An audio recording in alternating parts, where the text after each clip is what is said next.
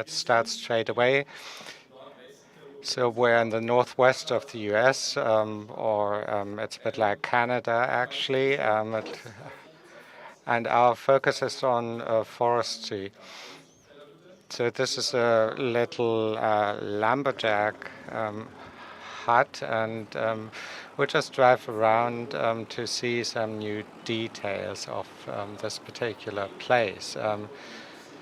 So we're going down this little path to Silverrun, which is a small town in North America, a logging town, and we've got some paving for this trail here. We've got a lot of static pavement stones. And so we've got a dynamic adaptation of the terrain in the game. And we will take this opportunity to make these trails a bit more palpable. And so we have just entered Silverrun, and you can see some chimneys smoking. It looks a bit more lively. And I'm not sure whether you can see it on the screen. We've got some gravel roads.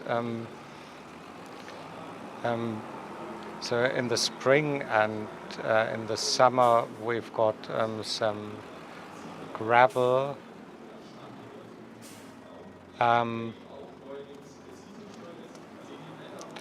And it's season controlled, mind you.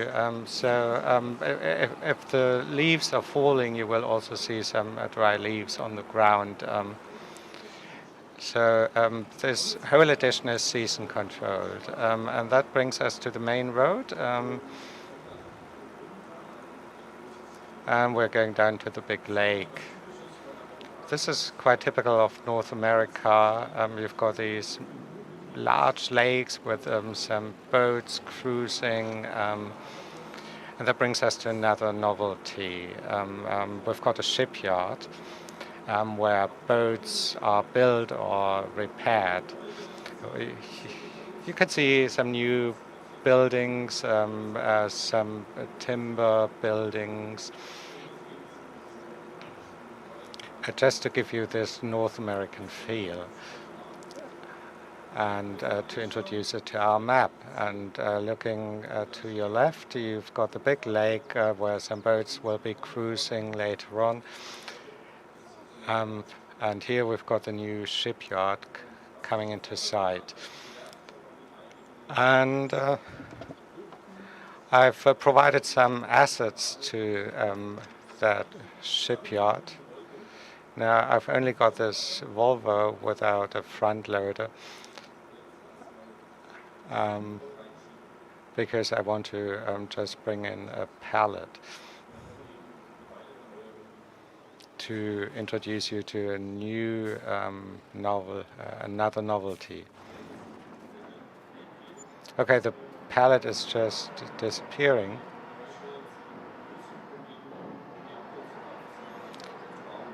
So you are able to build objects in the runtime environment. For instance, you can build a boat, and you start actually with a hull, and then you've got different materials to construct a complete boat. This type of production building is just out of a whole series. And the shipyard is just one of them. And on the right-hand side, you've got a sawing mill. You cannot purchase it. It's available for everyone. You can just actually supply some wood, logging materials, and we've placed a strong focus on forestry materials. So there's not a lot of grassland. It's very hilly.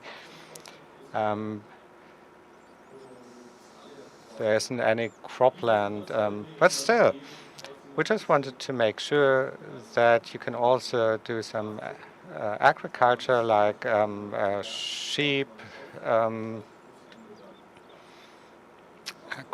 grazing in the grasslands to produce some wool.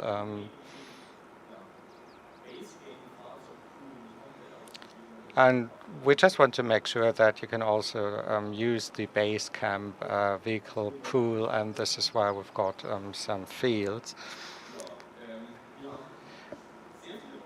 What type of trees do we have? We've got 20,000, more than 20,000 trees, and you can really produce, harvest some of the logs, and you can just actually supply the logs to the sawing mill and then have some timber produced or some casks,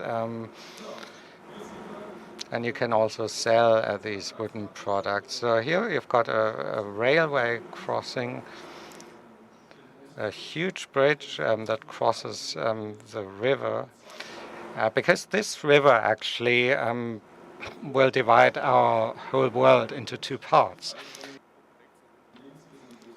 So, and the river actually goes up to the big lake. So we've got some new road vehicles and some new junctions where the trails come in. We do a right turn, and you might have seen it. The shipyards do not only use timber and textiles, but also some metal products. But Silverrun is also an ore mining community, and there's an old ore mine. And the ore mine is no longer in use, but you can find a lot of nice things around the premises. So it's a good idea to have a look at the mine. And there are also some little ponds. We've got a new foliage type for the vegetation. So I will just actually pull up on the shoulder.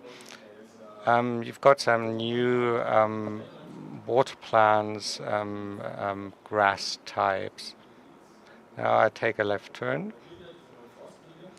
Some new forest trails, and a lot of different types of trees.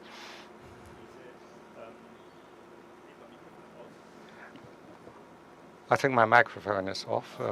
Can you just talk about the little plots? Yes, as we had in the past, we've got the typical farm lands or plots which I can buy and where I can engage in some forest harvesting or whatever I want to do. I can also buy some spraying cans to mark the trees. I've got a ready-made set. So that brings us to the old ore mine. You can have a look around and you can find various things. I will just take a little tour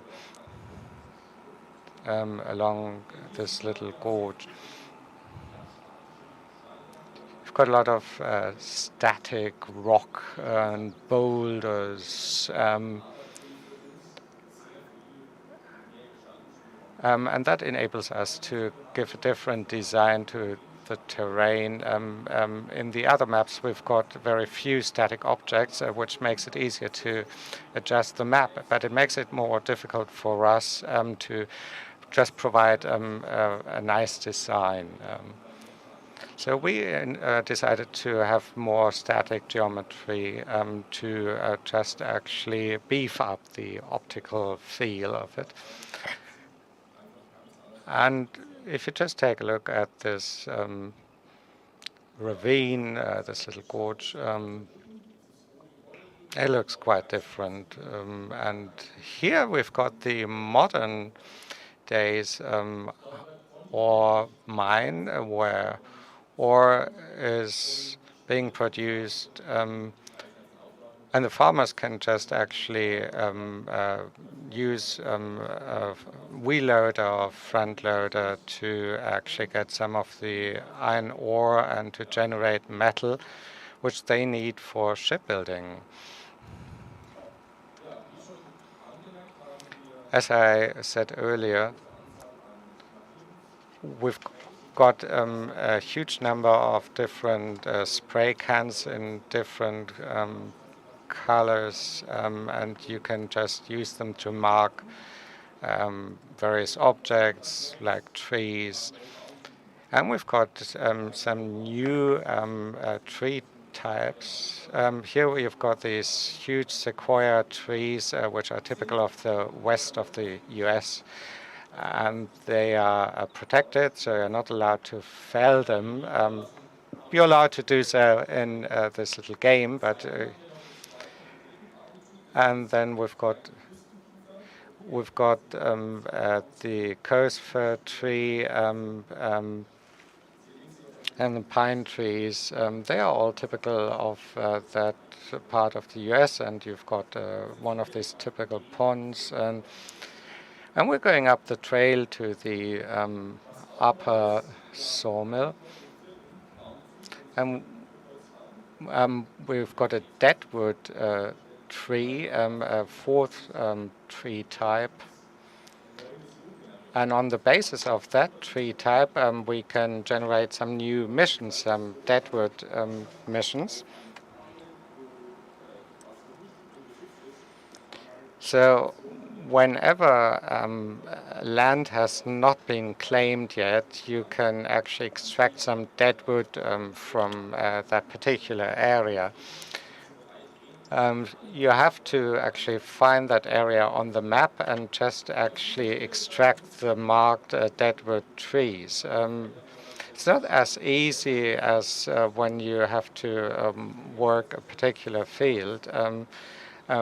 You will find it a bit more challenging because you have to just look around in the forest, and there are a lot of trees you have to look at in a circle of, say, 160 meters. So that brings us to the upper sawmill. It looks like a typical Canadian site, and what is special about this sawmill is that it's got a lake. And you can actually put the logs into the lake and transport them down stream. And it depends actually on your lumber size, whether you can transport them, and they can be converted into various types of timber. So going back, we will actually see the railway tracks, and you can also cross over to the other maps. On the left-hand side, you've got a little tributary and a service station, and there are also some graphic novelties. You've got a lot of little streams on the map with a lot of animation, little bridges to cross these streams in the woods. And okay, so we've come full circle. There's a lot more to see, of course, in this map, but we don't want to give away all the little details yet. So there are a lot of trees, and you can fell a lot of trees, and Marcus will introduce you to the different vehicle types that are particularly suitable for that type of topography. So you've got the various water plants, and let's just have a look at one of these little streams. I'm a bit scared when the train is approaching. So this is one of these little streams, little waterfalls, and then you've got these little bridges, wooden bridges. So that's all I've got for you. I hope you enjoyed it. I think we've made a big step forward in terms of map design. And this is also an incentive for new maps to come.